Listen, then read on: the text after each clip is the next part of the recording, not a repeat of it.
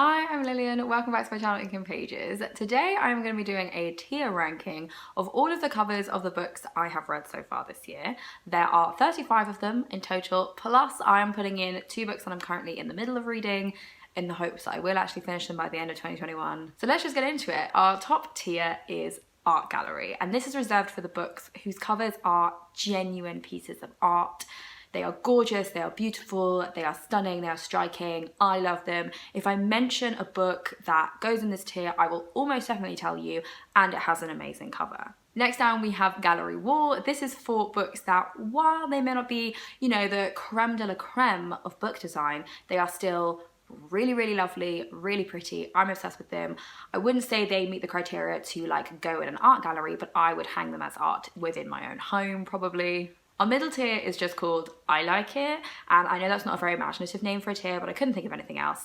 And so this is for books that are fine, they have good covers, but they're not really anything special, and I probably wouldn't mention oh, and the cover's really good if I was talking about one of these books. Next we have It's Bearable. This is for book covers that, while not an insult to the art of book design, are not exactly a compliment either. They are towing the line of being a book cover that I just think is ugly or bad. And then the last tier is called In the Bin, and it is specifically for those books which are ugly and bad. And I may have created it with one specific book cover in mind, but we're going to see what else ends up in there. I am going to be judging these books solely on how pretty I think the covers are.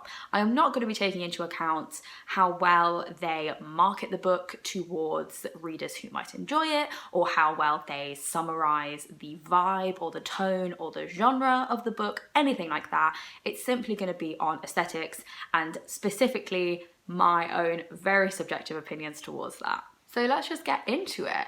Our very first cover is Earthlings by Sakamurata. This is the worst book I've read this year, but I have to say the cover is actually really nice. It's very striking and clean looking, I guess you would say, and it's very different to what I thought the book was like. But whereas I sort of despised every second of reading it, I can admit that the cover is really nice, and so it's going to go in Gallery Wall. Next we have the first 3 monstrous graphic novel volumes. I think the first one is also going to go in Gallery Wall, and the other 2 are going to go in I Like It, simply because while the art style inside the graphic novels is absolutely gorgeous, the covers of volume 2 and 3 I think are a little bit, there's too much going on.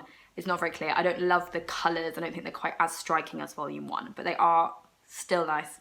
I like them. Next is Number 9 Dream by David Mitchell. I have to say, this cover has never particularly done anything that great for me, and I just feel very neutral towards it. So it's going to go in It's Bearable. And American Royals, on the other hand, I like a lot more. The book itself was very vapid and disappointing and quite rubbish, but I really do like the cover. So I'm going to put that in Gallery Wall for now. I might move that down later, but for now it is one of my favourites. Next is Dragon Rider, which is one of my favourite children's books that I reread this year. I'm going to put that in I Like It because the cover actually isn't great. The illustrations within the book I like a lot more, but I feel like a different artist did the front cover, and Fire Drake the Dragon just looks really weird on the cover. He looks really bug-eyed for some reason, so that's just going to go in I Like It. Now, Slade House by David Mitchell. I think this is going to be our first art gallery one because I am obsessed with book covers that have cutouts. So it has cutouts in the dust jacket, and the red you can see of the house window, and I think in some of the foliage around it is actually the red of the book cover underneath. And I'm obsessed with it. I think it's so pretty. It's also going to get bonus points from me because it's grey, and my bookshelves are arranged in a rainbow, and I don't have that many grey books, so it gets extra points for helping me, smooth out the rainbow, make the rainbow transition between white and black a lot nicer. Bloodlust and Bonnets has actually a really fun cover, so I'm going to put it in I Like It. And Cinderella is Dead. Again, this was a disappointing book, but the cover is absolutely gorgeous. Should I put it in art gallery? Oh, you know what? I will. The illustration on this cover is just absolutely beautiful. This is, I want to say, the UK cover. The original American cover is, I think, not as good. I mean, it's still very nice. I would put it in gallery wall, but I just really prefer this illustration of our main character than the US cover. Home Before Dark has a very graphic and striking cover, which I do tend to like, but I don't love the yellow and green colour combination, so that's just going to go in I like it. But Monday's Not Coming is going straight in art gallery. Again, this is a YA book that has an absolutely fantastic cover that I didn't end up enjoying, but the cover is gorgeous. It's absolutely a work of art. I think it's like the red, the bright colour of the red and the graphic nature of it. That combination, I think it just speaks to me. I think it's absolutely beautiful. Next is Pretty Monsters by Kelly Link.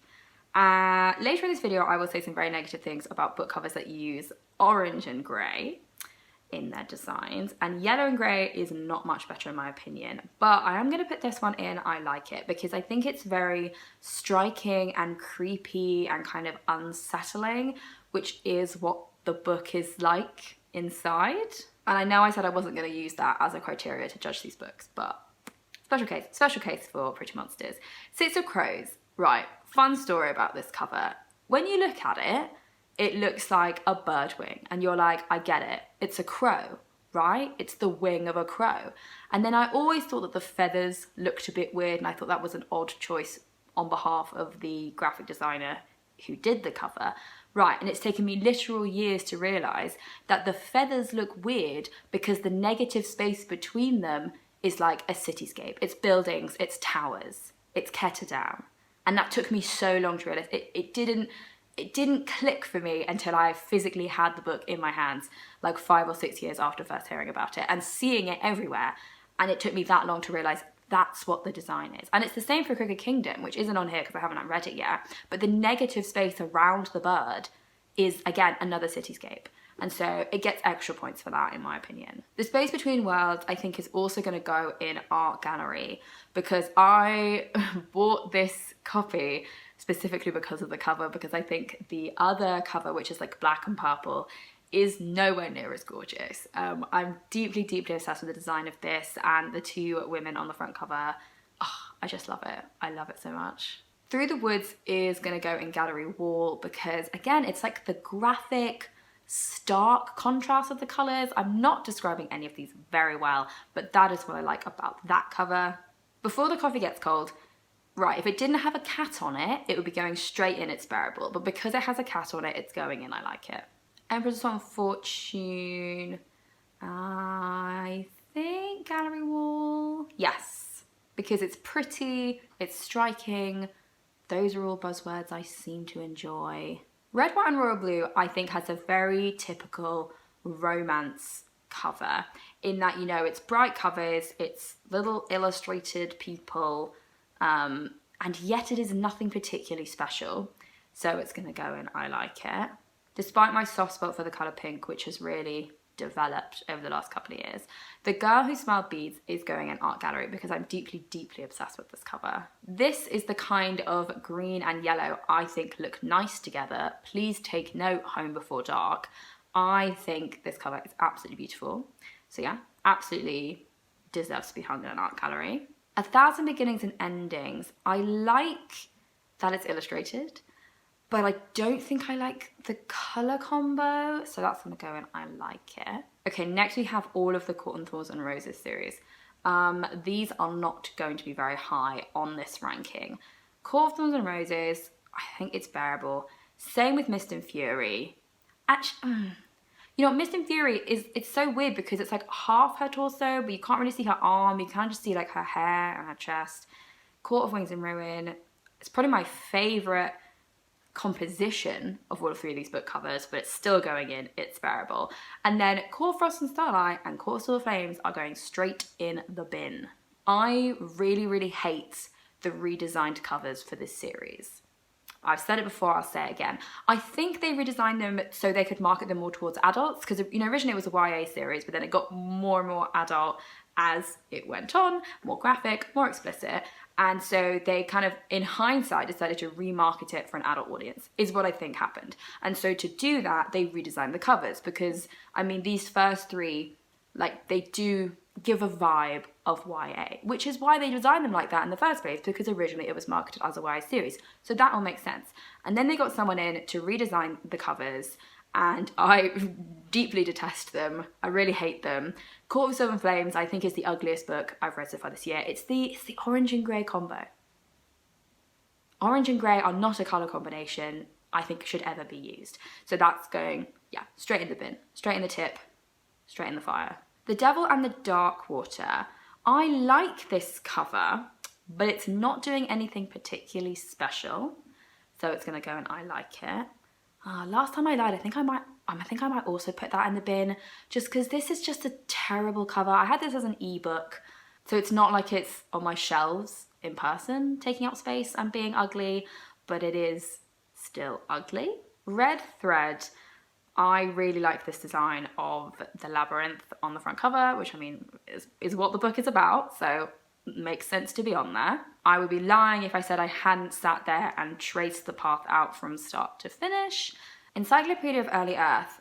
This is one of my favourite graphic novels of all time. I really like the illustrations. You can't really tell in this picture, but the front cover has more illustrations on than you can see here that are like shiny. So I don't think they photograph very well, or they don't look very good in 2D, but in real life, the cover is more special and prettier than this picture would suggest. Laura Jean Keeps Breaking Up With Me. It's really gorgeous. Oh, I'm torn between art gallery. I'm going to put in gallery wall. It is really, really pretty. It's also pink, so it gets a bonus point. Tower of Dawn is an interesting one because this cover is so different to the other books in the series it's in. It half makes sense that the Tower of Dawn cover doesn't match because the story takes place somewhere completely different and is kind of like a parallel plotline to the main events of the series.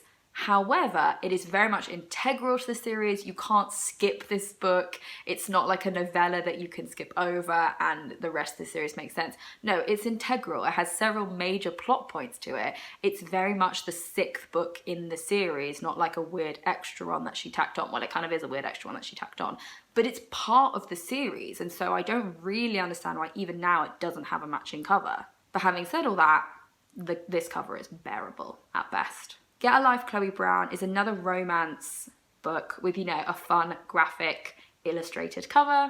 It's fine. I like it. The Salt Path is actually really, really gorgeous. I think I'm going to put that in gallery wall. It reminds me of like a lino cutting or a wood cutting or something like that. This Is How You Lose the Time War, I think, is absolutely beautiful. Going straight into our top tier, and actually so is Firekeeper's Daughter. Oh, actually it's not. Firekeeper's Daughter is going into gallery wall, and I have a reason behind this, right? This cover is absolutely stunning, can't deny it. It's one of the best covers I've ever seen. It's one of the best covers in this tier ranking.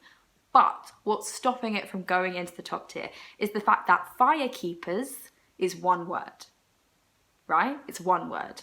But they've split it up artfully for the front cover and it makes it look like two words. And that's not the name of the book. It is not Fire space Keeper's Daughter. It is Firekeeper's Daughter. I've checked everywhere. I've checked on the author's website in case I was wrong about this. Goodreads, the author's website, the publisher's website. Firekeepers is one word. But whoever designed the cover split it up. For artistic reasons, fine, and it looks great, but I cannot put it in the top tier because of that. And then finally, the Thursday Murder Club. I like this. It's nothing special, but I like it. It has a fox on, and foxes are cute, so it's going in that tier. Okay, do I want to make any last minute changes? I don't think so. What was the one I wasn't sure on? Was it American Royals? No, that makes sense there. I think I might move down Through the Woods, actually, because it is nice, but I don't think it's in the gallery wall tier. So those are my thoughts on all of the covers of the books I've read so far this year, plus the couple I haven't actually finished yet. So what was your prettiest book you read this year? What was your favourite cover? And actually, what was your least favourite cover as well? What was the ugliest thing you read this year? Was it A Court of Silver Flames? Do you share my hatred for the redesign of the book covers in that series? I need to know. Thank you so much for watching, and I will see you in my next video. Bye!